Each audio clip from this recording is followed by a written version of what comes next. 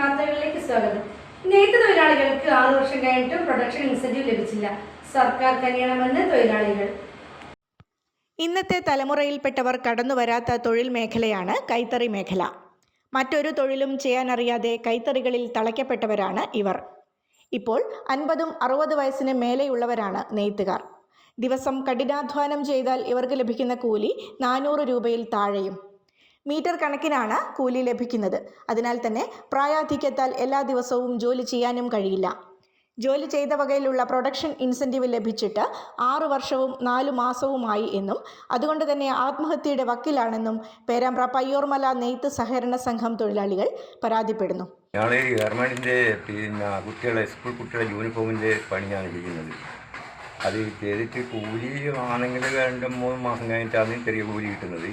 6 കൊല്ലം ആയി ഇൻസെൻറ്റീവ് കിട്ടാതെ 2019 കിട്ടിയതാണ്. 19 ശേഷം ഇൻസെൻറ്റീവ് തന്നിട്ടില്ല. അത് ഒരാഴ്ച ഒരു ദിവസം തുണി ചേർത്താൽ 1000 രൂപയാണ് കിട്ടുന്നത്. അതും കൂടി കിട്ടാതെ ഇപ്പോൾ 6 കൊല്ലവും 4 മാസമായി.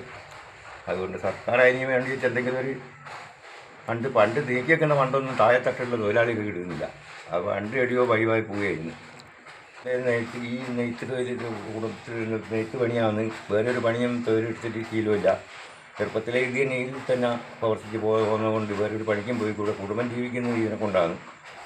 കുടുംബം ആത്മഹത്യൻ്റെ പക്കത്താണ് ഇപ്പോൾ ഉള്ളത്.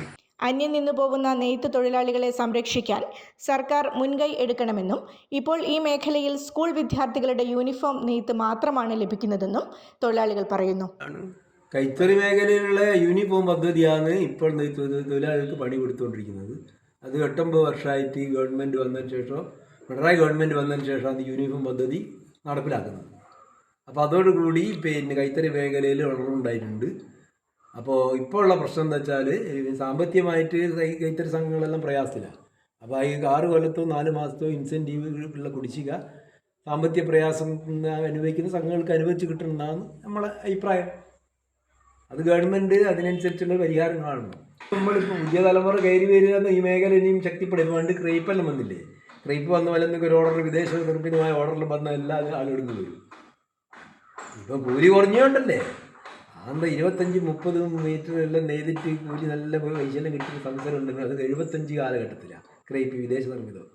അതുപോലെ എന്തെങ്കിലും ഓർഡർ വന്നു കഴിഞ്ഞാൽ ഈ മേഖല സജീവമാകും.